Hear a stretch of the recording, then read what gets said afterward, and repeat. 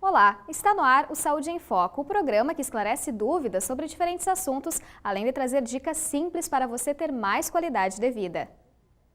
Os exercícios aeróbicos podem trazer inúmeros benefícios à saúde. No caso das doenças neurodegenerativas, como o Alzheimer, as atividades podem auxiliar a memória dos pacientes. Saiba mais na Dica de Saúde. A dica de hoje é sobre a importância do exercício aeróbico para pessoas com doença de Alzheimer. Além dos efeitos físicos, o exercício também pode trazer benefícios para a função cognitiva, especificamente a memória. Alguns exemplos de exercício aeróbico são caminhada ao ar livre, caminhada na esteira, bicicleta ergométrica.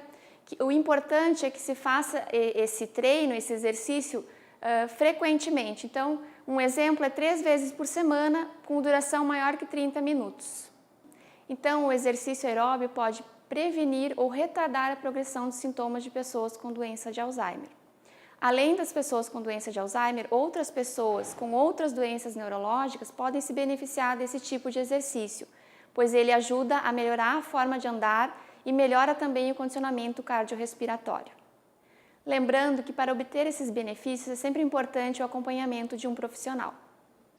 Você passa muito tempo em frente ao computador, no trabalho, sem cuidar a postura? Costuma fazer movimentos repetitivos ao longo do dia? Essas são algumas das causas das doenças do trabalho. Saiba mais no Questão Saúde. Olá! Hoje eu vou conversar com o Dr. Renor Beltrame para esclarecer algumas dúvidas sobre doenças relacionadas ao trabalho. Obrigada, doutor, pela sua disponibilidade.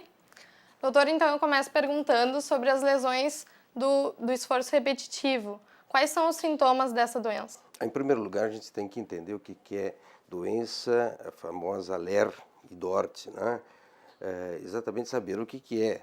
Na verdade, ela acontece no labor, no trabalho, quando há realmente vários motivos, não apenas aquela dor normal, tanto que o paciente que se queixa, tá? Então, nós temos que saber a intensidade desse movimento, nós temos que saber a frequência desse movimento, nós temos que saber a taxa de ocupação desse indivíduo, desse trabalhador, dentro do local que ele está trabalhando. Não é apenas por movimento repetitivo que ele vai ter lesão, mas é um conjunto de dados que deve ser estudado pelo médico, pelo engenheiro de segurança, pelos técnicos de segurança da empresa, para fazer o diagnóstico antes do tratamento médico. Se nós procurarmos fazer apenas o diagnóstico, tratarmos dentro das clínicas, o resultado poderá ser bom, mas vai retornar no momento em que esse indivíduo, esse trabalhador, volta para o seu campo de trabalho sem o diagnóstico dentro da sua empresa. Então, uma análise ergonômica da empresa, sabendo o que é feito, a forma que ele está agindo, e aí sim nós vamos ter realmente uma cura do paciente. A LER possui 4 fases, né? Eu gostaria que o senhor explicasse um pouquinho cada etapa dessa doença. Na verdade, quando você faz assim, diagnóstico de 4 fases da LER, o que nós temos que entender é que muitas vezes as etapas elas não passam de primeira a segunda, a terceira, da terceira a quarta. Seria bom se nós pudéssemos pensar assim em medicina.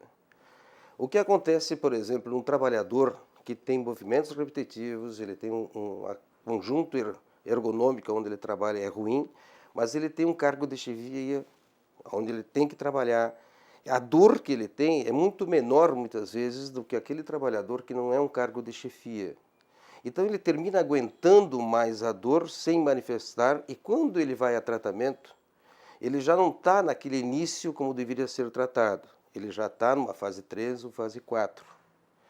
Então, o que é importante é cada caso, o médico do trabalho da empresa fazer um estudo detalhado dessa doença, mas principalmente, essas doenças ocorrem por algum motivo de ergonomia dentro da empresa em que ele trabalha, ou muitas vezes até na sua própria casa.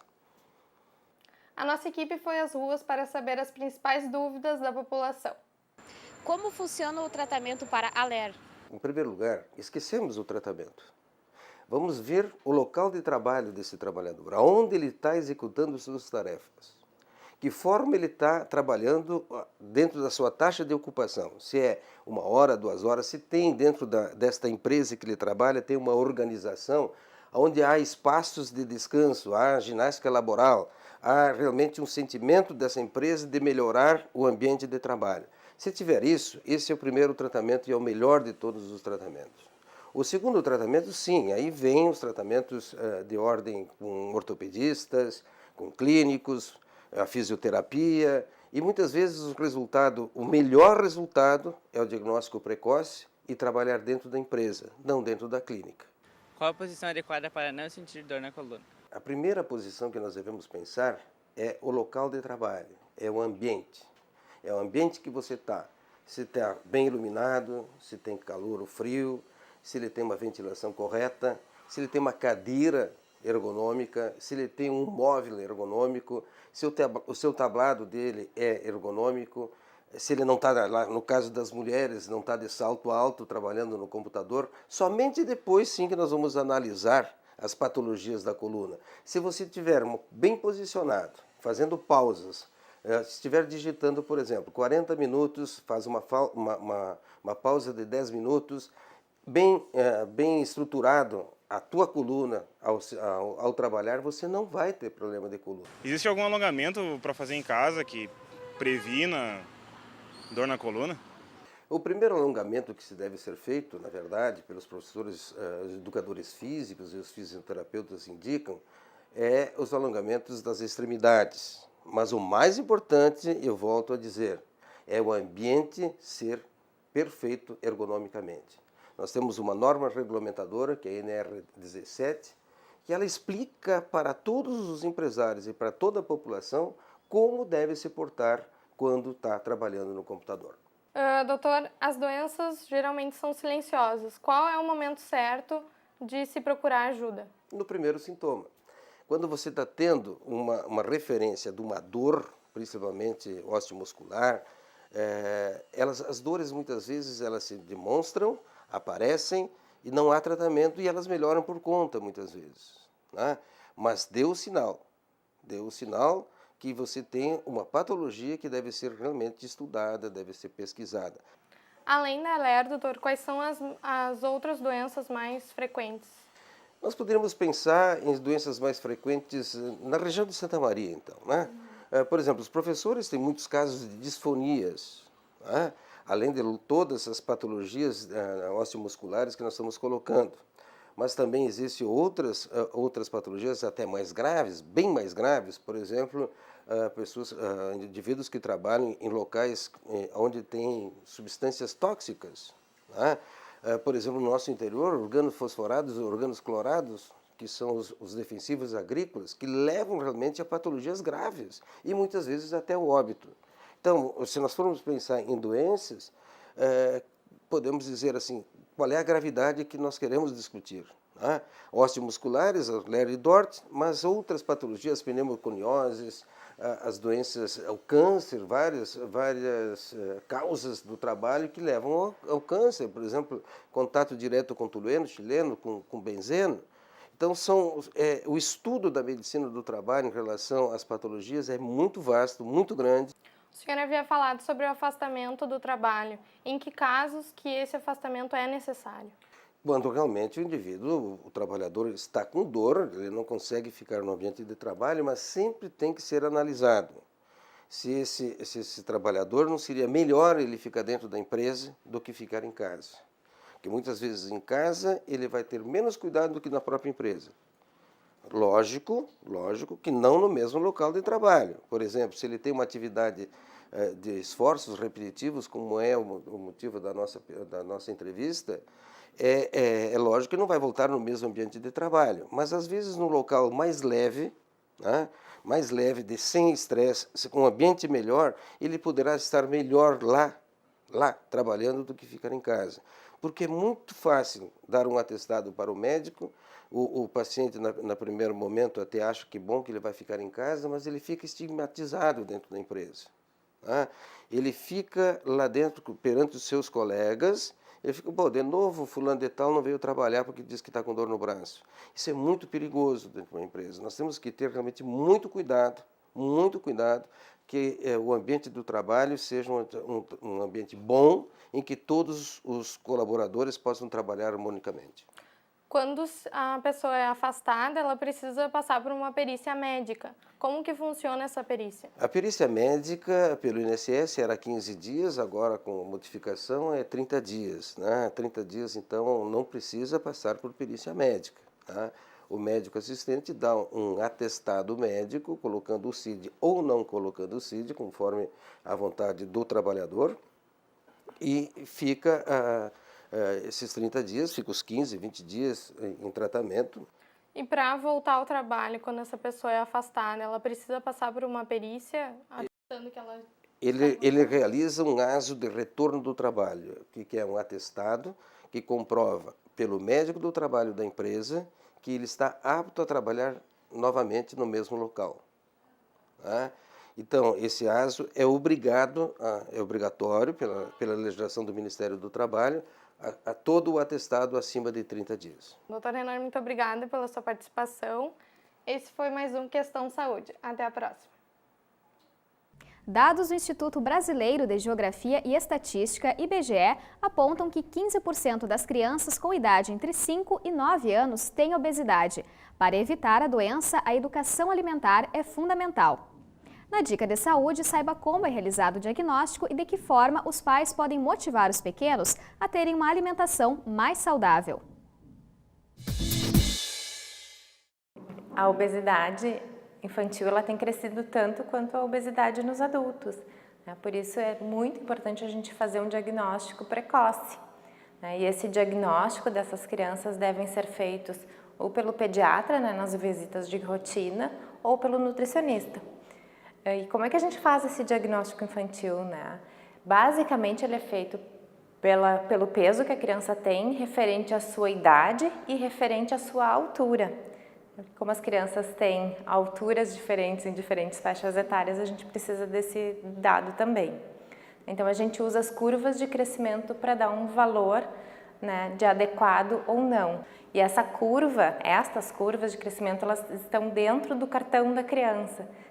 Toda criança que nasce ganha um cartãozinho e o pediatra, normalmente, né, o nutricionista, vão classificando a criança naquela curva e é a partir dela que a gente vai fazer o diagnóstico de obesidade. Daí, feito esse diagnóstico de obesidade, nós vamos pensar e organizar o tratamento dessa criança. A princípio, crianças menores de 7 anos e que não tenham nenhuma complicação associada, por exemplo, não tenham colesterol, não tenham hipertensão, nenhum dessas doenças crônicas associadas, a gente não faz perda de peso. A gente vai fazer perda de peso só para crianças maiores de 7 anos, que tenham um percentil de obesidade, mesmo classificados como obesidade, que é acima do percentil 97, e ainda que tenham alguma morbidade dessas junto, que pode ser, como eu já falei, hipertensão, colesterol, trigliceridemias, aí vai depender do caso. Então, esse tratamento ele é feito de preferência multidisciplinarmente, né? Com atividade física, com alimentação, né? Com os cuidados também na escola ou do pediatra mesmo, né? E dentro da nutrição a gente pode, então, organizar a alimentação da criança desde, né, da parte da escola, dos lanches, de lanches mais saudáveis, até a rotina da família, porque a maioria das vezes é a família que interfere nessa rotina, nessa alimentação da criança, que as escolhas e as compras são feitas pelos pais. Então, a gente tem que fazer esse tratamento em conjunto com os pais, né? Na hora das compras do mercado, nas escolhas dos alimentos de melhor qualidade, não industrializados, né? Nós vamos para um breve intervalo e no próximo bloco o assunto é prevenção à gripe. Vamos falar sobre a campanha de vacinação e esclarecer dúvidas sobre a doença. Voltamos já!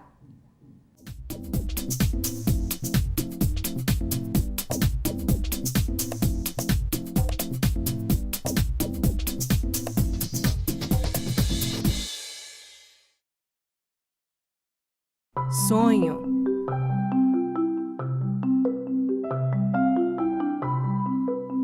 Esperança. Realização.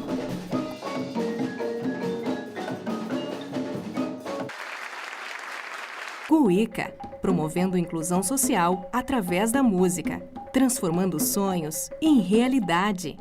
Pedrinho é uma criança especial, que enfrenta dificuldades diariamente. Para passar por tudo isso, conta com seus fiéis amiguinhos escudeiros, que o ajudam a vencer cada obstáculo. Sem eles, Pedrinho nunca conseguiria enfrentar o temível dragão, que impede que todos levem uma vida feliz no castelo. Para quem enfrenta um dragão por dia, uma mão amiga sempre é bem-vinda.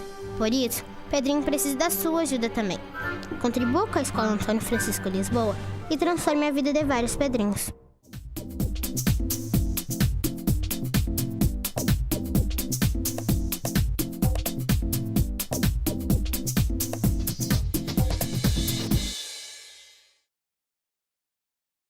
Estamos de volta com o programa Saúde em Foco. Iniciou nesta segunda-feira a campanha de vacinação contra a gripe em Santa Maria.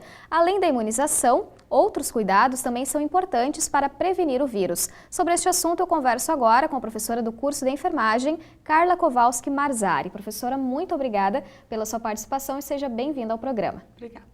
Antes do nosso bate-papo, eu gostaria de te convidar e também o pessoal de casa para assistirem a uma reportagem que mostra como que vai ser realizada a campanha aqui em Santa Maria.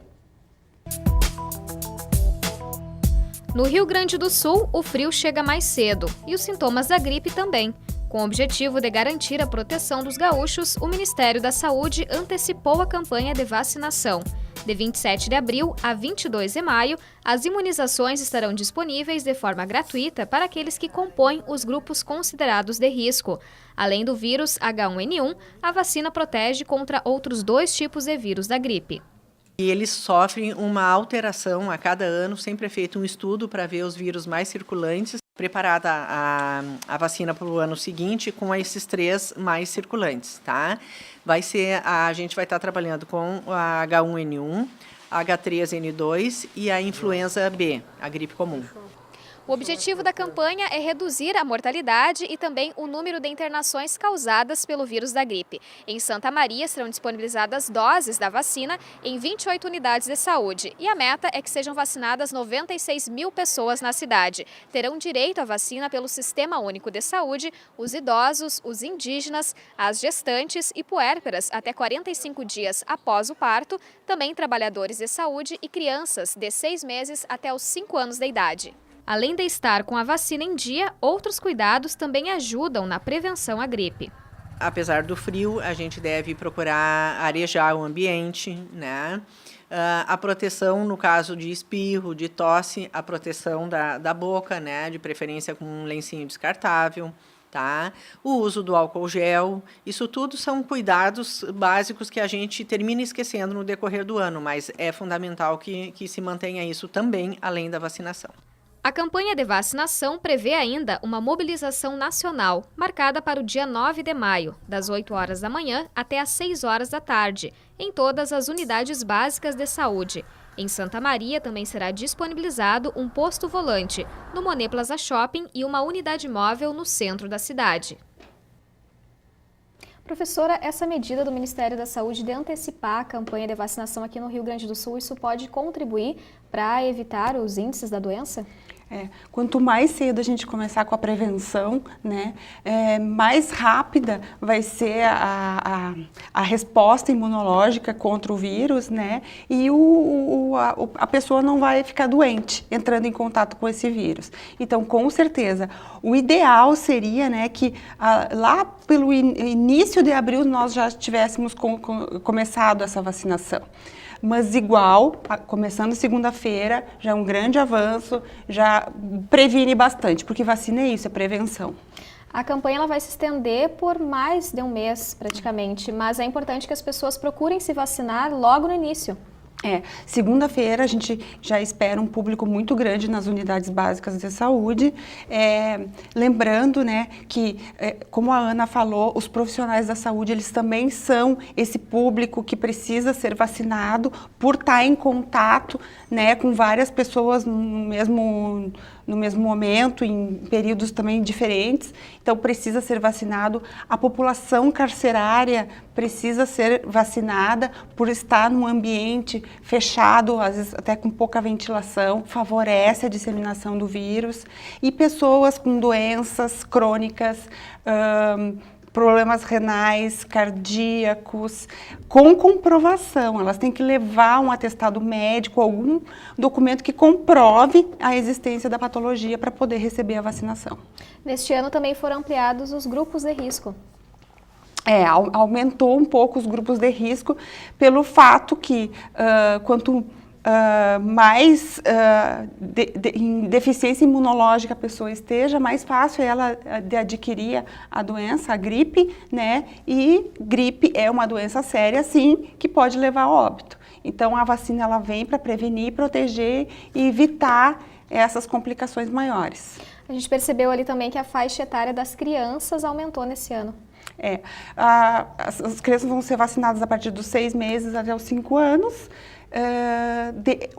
Esse fato, né, de aumentar a idade é por estudos, né, que a mortalidade em crianças devido ao vírus da gripe é muito alta e já chegou a se comparar ao óbito com os idosos, né? Então, vacinando essas crianças até os 5 anos, a proteção também é maior. A vacina ela pode trazer algum risco para a saúde? A vacina, riscos, a não algum efeito colateral? A pessoa que numa vacinação prévia teve muito efeito colateral, é bom ter cautela. Ou aquela pessoa que sabe que tem alergia ao ovo de galinha ou derivados, né? Fora esses fatores que são bem pontuais, nenhum risco à saúde, né? Bem pelo contrário. A gente pode falar de efeitos adversos rápidos, que é uma dor de cabeça, mialgia, dor no corpo, que passa, né? No outro dia, uma dor local, mas nada muito grave. É importante a gente diferenciar também o resfriado da gripe. Sabe que uma coisa curiosa, que aqui no Brasil que a gente tem essa cultura de qualquer espirro dizer que está gripado. Em muitos países, né, principalmente na Europa, gripe é gripe, ou seja, é uma doença grave. E resfriado é aquela coisa passageira, é uma coriza, é um mal-estar. Gripe não, gripe vai para a cama, né? Então isso é importante diferenciar. Se a gripe te deixa de cama, te tira das tuas atividades rotineiras, então é gripe. Agora, se tu vai trabalhar, né? Se tu consegue fazer o teu dia normal, é resfriado. Depois de quanto tempo, então, que a pessoa começar a apresentar esses sinais, ela deve procurar um médico? Sempre assim pensar, tem presença de temperatura alta, né? Em torno de 38, 40 graus, dor acentuada nas articulações, porque pode ser também sintoma de outras patologias, né? Então, presença de febre, dor acentuada no corpo, cefaleia intensa, aí seria interessante. Além da imunização, professora, quais seriam os outros cuidados que a pessoa deve ter para evitar o vírus? Esses cuidados que a Ana falou são bastante importantes, né? O uso do álcool gel e principalmente os ambientes arejados. O que a gente observa nessa época do ano, agora quando vai começar a esfriar?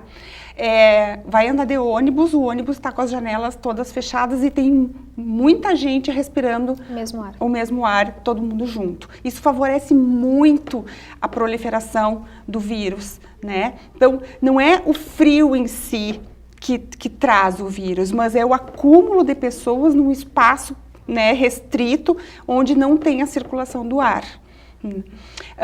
A lavagem das mãos, o virar para tossir, o proteger as vias aéreas, porque a disseminação do vírus, ela se dá de 90 centímetros a 1 metro de distância. Então, eu e tu aqui, se tivesse, nós poderíamos estar nos contaminando, né? Depois dessa distância, o vírus não alcança mais. Alguns cuidados simples que muitas vezes a gente não né, percebe no dia a dia, mas que podem ajudar. É isso aí. Também os alunos aqui da enfermagem vão estar envolvidos com a campanha?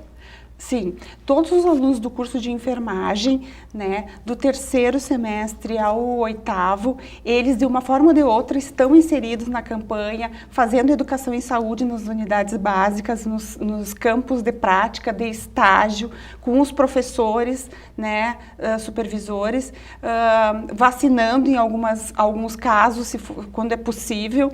Então, eles se inserem também orientando a população, fazendo as visitas domiciliares para estar verificando a possibilidade de fazer a visita no domicílio, quando é possível, né?